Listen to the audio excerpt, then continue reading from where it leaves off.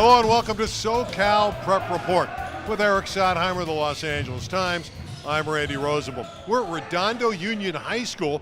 Great basketball tournament here. 24 of the top schools in Southern California and beyond here to compete. And Eric Sondheimer, I know you're excited because some of the elite teams are here today. Yeah, it's a great opening tournament right before Thanksgiving. And already I've been impressed with the city section teams. Birmingham with a great win over Rancho Christian. View Park Prep won over Campbell Hall, and Narbonne is playing very well against Harvard Westlake, even though they don't have their football players out. So I really think there's four great teams in the city this year. You include Fairfax and Westchester, Narbonne and Birmingham, and I think Dorsey and Tapp will be good teams. And a little later in the program, we'll talk to Nick Halick. He's the head coach in his fifth season at Birmingham. A couple of his players, Deshaun Winston is a very good guard. He was All-City last year. And Devontae Dutrieve, who's an All-City forward. We'll meet those players a little bit later in the program. I do want to ask you about Sierra Canyon's basketball team. They're the #1 team in the LA Times poll. I know they're a Southern Section squad. They pick up Marvin Bagley III, a 6'11 transfer. You go with a lot of other talent. They're very good. Yeah, I saw Bagley practice. I've seen him play. He's one of a kind. He could be a lottery pick in a couple years, so people should get out and see him play. Bishop Montgomery's another team. We're out in that neck of the woods. They're from Torrance, and they have Ethan Thompson. They have 5 starters back. They're really good. Yeah, they're the experienced team with outside. So, and they're capable of beating anybody, even though they don't have a center. And I think it's going to be a great year. There's 8 elite teams overall in Southern California, so terrific matchups coming up. All right, I got the football scores from the quarterfinals last week in the city section. Let's start in Division II because there was some great heroics for Grant High School. They had a lead against Jefferson. It was a 4-5 game. Jefferson scores 24 points in the fourth quarter to grab a 2-score lead, and Grant scores 2 touchdowns in the last couple minutes, and the Lancers go to 12-0 with a dramatic 41-38 victory. Clearly, this is a team with a lot of heart. Cameron Perry, their quarterback, just refuses to lose. They don't have too many players, but somehow they find ways to win, and just a remarkable season for the Lancers. Yeah, Richard Rios scored 3 touchdowns and rushed for 192 yards for the Lancers. Hawkins just dominated Canoga Park. Hawkins is on a mission. Yes, 65-7. It's very tough to beat a Hawkins team that is loaded with talent, but they have some off-the-field issues that they're going to have to be taken care of this week, and we'll see where that transpires. Again, a team that's kind of underneath the radar is Westchester, piling up over 50 against Huntington Park. Yeah, Westchester will give LA a tough game this coming week. They played well against the Western League teams, and they're doing great, and I'm not surprised that they're in the semifinals of Division II. LA over Fairfax. Remember, Fairfax won this division last year, but LA took them apart 40-0. This was a revenge game. Yes, the LA defensive line is very tough to penetrate, and right now that's going to give them an opportunity to get to the finals. All right, let's flip back to Division I. Narbonne doing its thing, 47-7 over Crenshaw. Crenshaw actually scored first. It's the first time in 9 weeks the Gauchos trailed. Well, it's good to prepare them for the state because I don't think it's going to affect them in the city. Right now, they're basically playing running clocks. The defense is so extraordinary with Anthony Pandy and all those linebackers, and I just don't see anybody touching them anytime soon. Yeah, Jalen Chapman threw 4 touchdowns in the victory, 2 to Stephon Robinson. How about El Camino Real? They go to 10-2. They win by 2 touchdowns at Banning. Yeah, Liddell Atkins and Hawkins, their 2 running backs, did a terrific job. The problem with El Camino, there was a little brawl. They lost 6 players that were ejected, and they have to play Narbonne this week. So I hope they enjoyed their moment last week. You know, one of the MVPs of the city this year could be Tanner Carcamo, the kicker at San Pedro. He was the difference in a 13-10 win for the Pirates over Palisades. Yeah, very good kicker, and San Pedro expected to have a defensive struggle, and they're obviously Mike Walsh, the former coach, is still there as an assistant, so they have his experience to call upon for this semifinal game coming up. Yeah, Carcamo field goals of 31-40. The other game, Dorsey won handily over Garfield, 49-14. Any surprise in Division III? The last standing are #1 Franklin, #2 Reseda, Chavez and Hollywood are the final 4. No, just Chavez is playing much better. They're from the same league, the East Valley League. I thought the East Valley League was very weak this year, but Chavez and Grant are still alive. We're going to step out. When we come back, we're talking Birmingham Patriot basketball. That's next on SoCal Prep Report. Exploring LA County's trails is now a click away. A mobile-friendly trail locator lets you discover all our county's scenic hikes. It features an interactive map that takes you inside the trail. From the elevation to the temperature, what you need to know is at your fingertips. Wondering if your dog, horse, or bike is welcome? It has that too. So discover some of LA's best-kept secrets and happy trails to you. One of the favorites in the city section in basketball this year on the boys' side, unquestionably, is Birmingham High School. Nick Halleck in his 5th year, doing a wonderful job, has really built the program. I saw your team earlier today against Rancho Christian. You really came out on fire. You dominated the game. You had to be thrilled with a 19-point victory. Yeah, I was happy with the way we started the game. They came out good intensity. They controlled the glass against a big team, which is something that we have to do. And they played defense, and they got out in transition, so I liked it. Yeah, you got out to a 16-1 start. That's a great beginning to the game, and outscored Rancho Christian by 20 in the first quarter. I was impressed with your defense and how you picked up all over the court and forced turnovers. Yeah, that's what we're going to have to do. We're not extremely big, so when we play a big team, we have to pressure the pass, going inside to the post, and we got to make them play fast. Big teams usually want to play slow, grind it out. We got to make them play our speed, and I thought we did that. But it's no surprise you started well because you have a veteran team and they're supposed to do well. The expectations are high. But I was impressed with Deshaun Winston. His start was pretty tremendous. He made his first 4 shots, really shot with confidence. He's a key guy for you. Oh, yeah, he's definitely a key. He did the same thing last year. At Damien, he was kind of the guy that got us going and got us started, and he picks his spots really well. He made his first 4 shots, but he usually doesn't lead us in field goal attempts. So he knows how to pick his spots well, and he did a great job. Right. To me, the key for you is improving each and every game. Yeah. Got a lot of tough games ahead in the city section already today. Some very good starts. View Park looked good. Narbonne's looking good. So what will it take for you? Can this team improve a lot? Because veteran teams are usually better early on, but the question is, do they keep improving? Oh, yeah, I think we're going to improve. Devonair's only a junior. We're going to have a couple guys that we get after the sit-out period that'll help with some depth. And, yeah, we're definitely going to get better. I think we're going to be able to stay more consistent, and that will get us going. But you're right. We're a veteran team, but that doesn't mean that we can't do what we need to do. We're playing a really tough schedule. I don't know if anybody's really playing a harder schedule than us. So we're trying to challenge ourselves now so that we'll be better later on. And if I read the brackets correctly, I think you get Santa Margarita next, and they're one of the best teams in Southern California in this tournament. But I wouldn't shy away on Peninsula, though. They upset Crespi last year. Yeah, way to go, Randy. They got to play at 8 o'clock, I know, I get that. But in terms of the big picture, you came so close last year to winning it all. You lost some heartbreaking games in the city tournament. What is the expectation? What do you really want to get accomplished? Like Eric said, we want to get better each day. That's it. Right now we're looking right game after game. If you look too far ahead, sometimes you can lose yourself. We just want to focus on what's right in front of us. That's it. All right, tell us about these 2 stars of yours we're about to talk to. You're talking to Deshaun and Devontae, right? Yes. Yeah, they play really well off each other. They complement each other very well. Devontae hates losing. And Deshaun has just had a chip on his shoulder. He feels he's been overlooked, and he plays with that. He plays with that chip. And, I think both those guys are the best players in the city. They're all league, and first team all-city last year. So, and I think they were all-state on Cal High Sports for underclassmen. So they're really good players, and they're going to prove themselves this year. All right, thanks, Nick. We will meet the players next on SoCal Prep Report. A single ember from a wildfire can travel over a mile. You can't control where it will land, only what happens before it does. Visit fireadapted.org to learn how to protect your community from wildfires.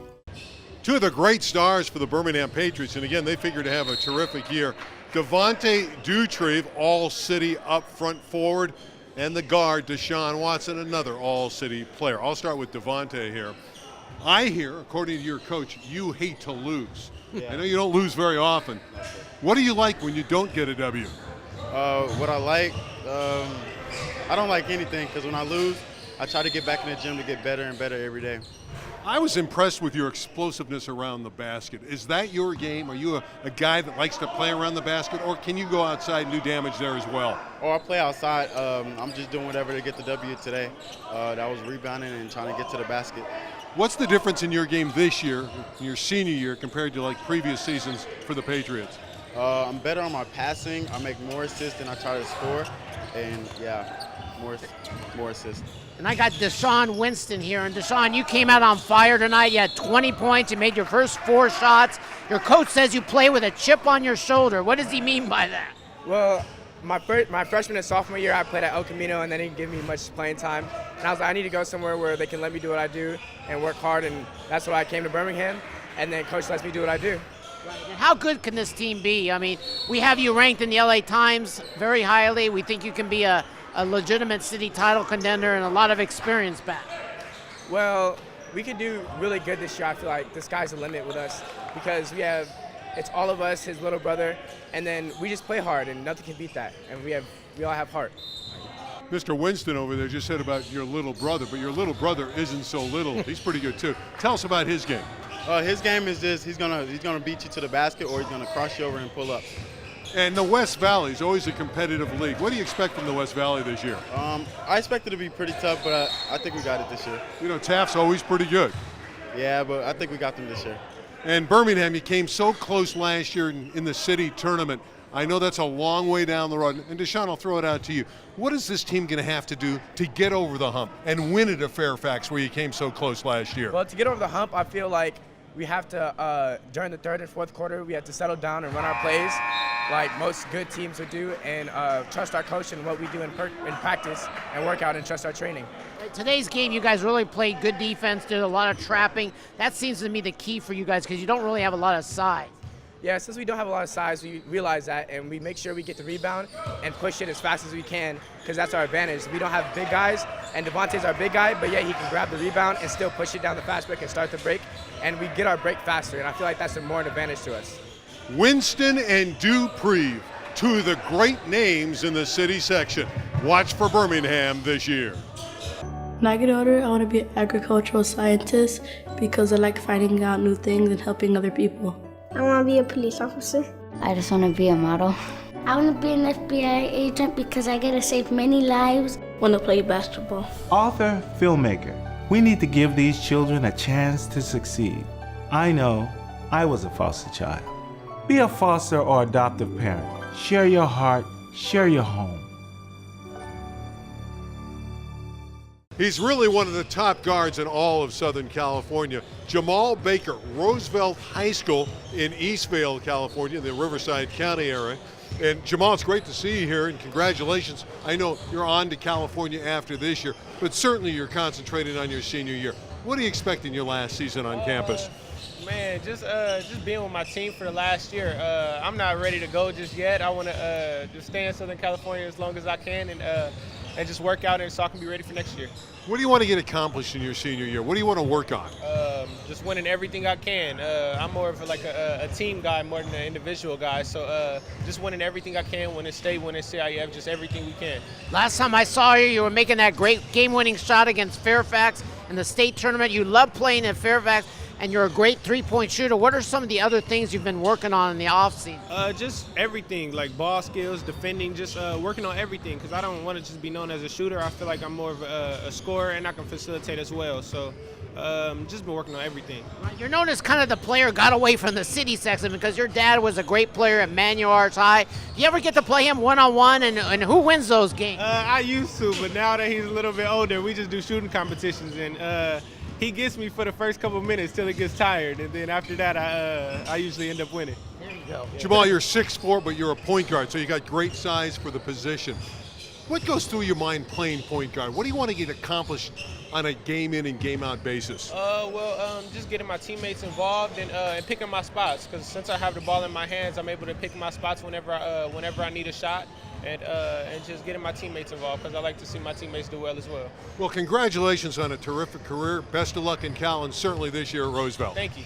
All right, that's Jamal Baker. He's one of the best in Southern California. So, I got this new family, and I don't know what it is about this one, but she can't seem to put down that toy. Oh, and she even talks to it. Who's she talking to? Her mom? She talks to her mom a lot. Hi, everybody. Welcome to the Southern Section Report. I'm Rich Estrella. While we're at the semifinals now of the CIF Southern Section football season, and what a semifinals it's going to be across the board. There are so many fantastic matchups. I can't even begin to tell you.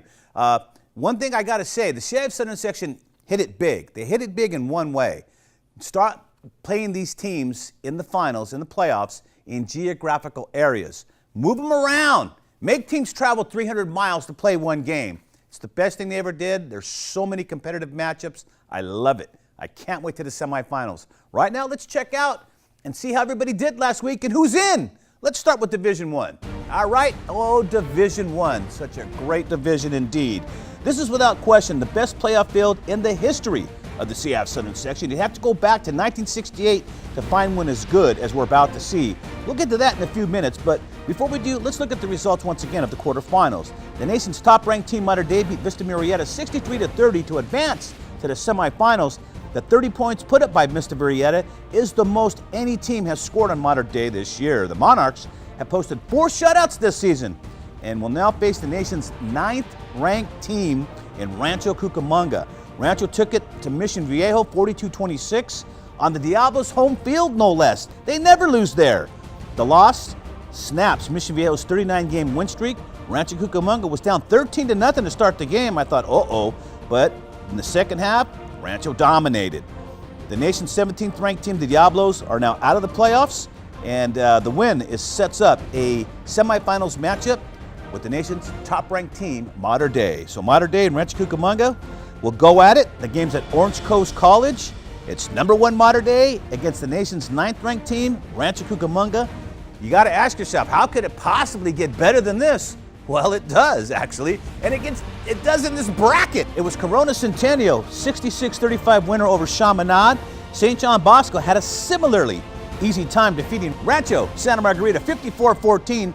The Bosco victory sets up the most intriguing matchup in the nation as number 4, St. John Bosco, takes on the country's number 5 team in Corona Centennial.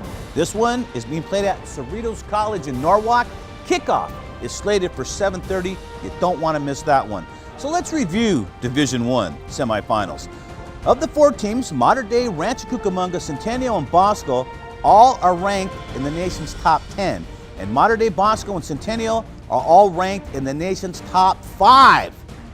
So actually the CIF is hosting the national championship playoffs similar to the college football playoffs. There's no question the winner of the CIF Southern Section Division I title will be the national champion. The strength of schedules will catapult the CIF champ to the nation's number 1 spot. Mater Dei has the easiest route to the title since they are already ranked number 1. All they have to do is win out. 9th-ranked Rancho Cucamonga is undefeated and would have signature wins over Mater Dei and Bosco and or Centennial. They could grab the top spot if they win out. 4th-ranked Bosco has the toughest road, but it's not insurmountable. Their only losses were to number 1 Mater Dei and number 2 Bishop Gorman. So if they get past number 5 Corona Centennial, then beat top-ranked Mater Dei in the finals, it might be good enough to get the nation's number 1 spot. 5th-ranked Corona Centennial is well within striking distance and has a good shot at the national championship if they win out. Their only loss this season was by 1 point with seconds to play against the 3rd-ranked IMG Academy of Florida. But if they beat number 4 Bosco and number 1 Mater Dei, they will be national champions. And don't forget, Centennial owned the Trinity League last year, posting 4 wins, including victories over Mater Dei and Bosco in the finals. And in that finals, if you remember, Corona scored 62 points against the Braves. So if you don't have anything to do this weekend, you must get out and see one of these 2 games. It's the best football you'll ever see in high school. It's indisputable. And don't forget, this is a historical season as well. So get out there and see some history. It was San Clemente knocking off top-seeded Heritage 23-19. Last week, we mentioned Heritage's schedule wasn't as competitive as San Clemente's, and it worked in the Tritons' favor. They will meet Valencia of Valencia in the semis. Valencia down to Royal 52-24 to set up a semifinal showdown against, as we mentioned, San Clemente next Friday. In the lower bracket, it was number 14 seed La Habra, again upsetting another opponent. This time, Redlands East Valley is the victim. They fall prey to the defending champions 31-21. This sets up a semifinals match between La Habra and Murrieta Valley, who dusted off Norco 64-48. I don't know if the Highlanders can keep up with Murrieta's offense. We'll see. But don't forget, they are defending champions. In Division 3, La Mirada beat Lucerna 32-31 to advance to the Division 3 semis against Los Alamitos. The Griffins beat Palos Verdes 35-7. This one ought to be a good game. They will play it at Bet Stadium in Long Beach. In the lower bracket, it was Rancho Verde advancing to the semis with a nice win over undefeated Cathedral 30-16. Rancho Verde will face Edison, who stopped Buena Park 38-21. The game is at Rancho Verde. In Division 4, it was Sierra Canyon defeating Redondo 41-34. And in the lower bracket, it was Lou Farrar and Charter Oak advancing with a 35-21 win over Downey. Let's not forget, Lou Farrar and Charter Oak. Lou Farrar got his 300th win this season at Charter Oak. Now he's at 304 wins and continues to move on with a big win over Jack Williams and Downey. The Downey Vikings have a very strong program, and again, it's evidenced by their quarterfinal finish this year. In Division 5, it's no surprise to see Calabasas heading to the semis with a 42-19 win over St. Joe's of Santa Maria. Next up, Roosevelt of Corona. Roosevelt defeated Redlands 56-42. This will probably be the best team Calabasas has faced all year, and it probably should be. After all, we're talking about the semifinals. Both teams can light it up offensively. However, Calabasas plays a little bit better defense, and that just might be the difference. In the lower bracket, King of Riverside defeated Salesian 21-14 and will face Capo Valley, a 2010 winner over Ventura. This is a surprise matchup since King was the 14th seed in Division 5. In Division 6, Los Altos beat Paramount 49-41 in an exciting game to advance to the semis against Long Beach Wilson. Wilson beat Saugus 25-23 in their quarterfinal matchup. Los Altos will host this upper bracket affair. In the lower bracket, Lawndale upset Summit 38-14, advancing to an awaiting Paraclete team who beat Yucaipa 30-17. Looking at Division 7 now, with St. Paul 28-21 over Pacifica of Oxnard, the 9th-seeded Swordsmen will face Norte Vista in the semis. The St. Margaret's and Norte Vista football teams decided to let the basketball team settle this one as Norte Vista outlasts St. Margaret's 62-56. In the lower bracket, it was San Gorgonio over Tustin 41-18 and Golden Valley over El Segundo 28-7, setting up a San Gorgonio Golden Valley semifinal. In Division 8, El Medina defeated Rio Mesa 35-21 to advance to Friday's semifinals against Yorba Linda. Yorba Linda defeated Garden Grove 20-17. In the lower bracket, Don Lugo beat Temescal Canyon 35-10 and Burbank beat Northview 30-27 to advance to the semis. These four teams are about as evenly matched as you can get. Perfect for semifinals.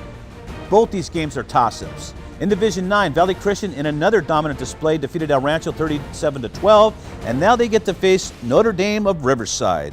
The Domers defeated Agora 34-20, so now it's Valley Christian and Notre Dame in the semifinals. In the lower bracket, it was Silverado squeaking by LaSalle 46-41. That was some ball game. Silverado will face Antelope Valley, a 45-27 winner over Woodbridge of Irvine. Silverado will host Antelope Valley in the semifinals. In Division 10, Rubidoux will take on St. Anthony of Long Beach.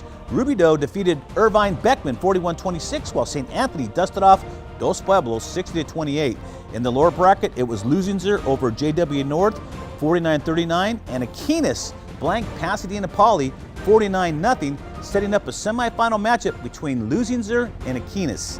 In Division 11, it was Upset City as 29 Palms defeated the previously undefeated and top-ranked Catella 26-7, forcing a showdown with Quartz Hill, who just squeaked by Arcadia 22-21. Now this is a very odd matchup. These teams are like a million miles apart geographically.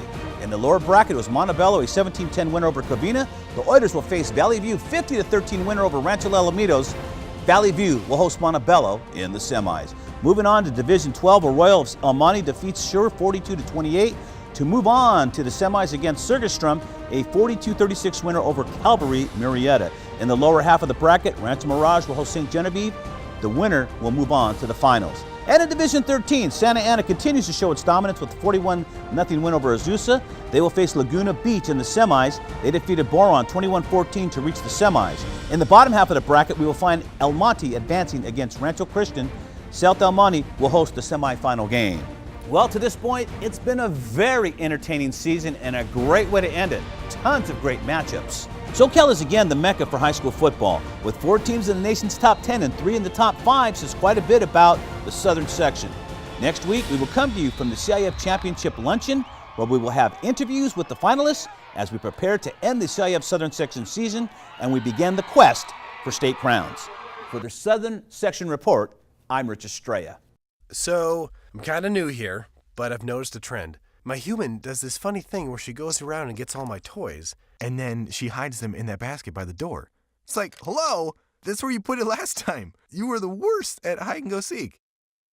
All our girls volleyball teams are out in the city section of the state tournament, but kudos to Taft High School, a breakthrough victory over Catella. They lost after that match, but they swept Catella. That was a huge win for Armand Mercado's girls. Yeah, anytime the city section can beat somebody in the state tournament, that's news. And so that's a good sign and potential for the future.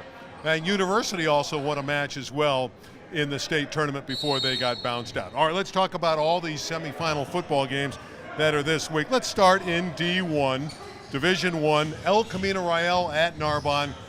Probably a running clock, although the Conquistadors have had a great year, but Narbonne's so good. It's a running clock. There's no way that El Camino is going to put up 4 quarters to keep Narbonne going there. It will be a running clock. Especially the way the Narbonne offense has been playing in recent weeks. They've just been piling up the points. The other semifinal, I think, could be a pretty good game. Dorsey's the favorite, but San Pedro always seems to play everybody tough. Yeah, I just like Dorsey's progress over the course of the season. They've been playing a lot of 10th graders.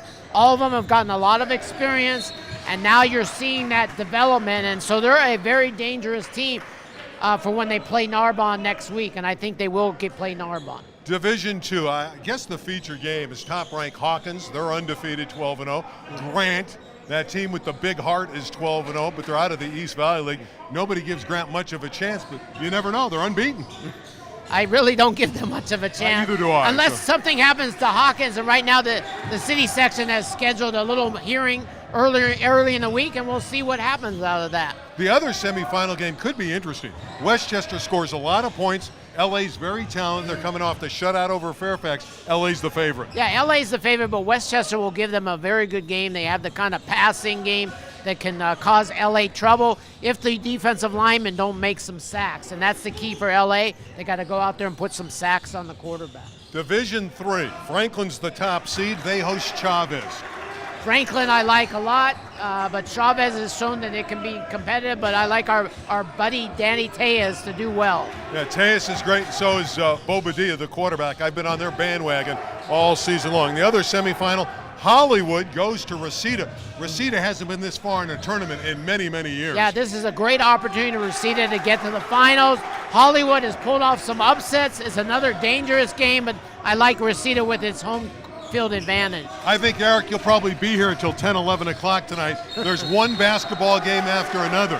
What are you looking for here? I have football, still a month of football, so this is an opportunity to see a lot of good players. And so far, as I said earlier, the city section players and teams have done very well, and that really is an exciting time because Fairfax doesn't start till next week. We're going to see Westchester here in a little bit. And I just think it shows that the city section is getting much better and can hold their own against some of these southern section teams. Yeah, Ed Azam at Westchester, he may not be quite as deep as in years gone by, but Simmons, the lefty guard, is very good, and you know they're going to have a big year. Yeah, and there's another big tournament going on at Palisades High this week, a girls tournament where Palisades obviously is the top team in the city, but they're going to have to take on the likes of Chaminade and Alamany from the southern section. Yeah, the Pali Dolphin girls are the dominant team in girls hoops in the city section. That's going to wrap it up. It was fun at Redondo. For Eric Sonheimer, I'm Randy Roosevelt. We'll see you next week right here on SoCal Prep Report.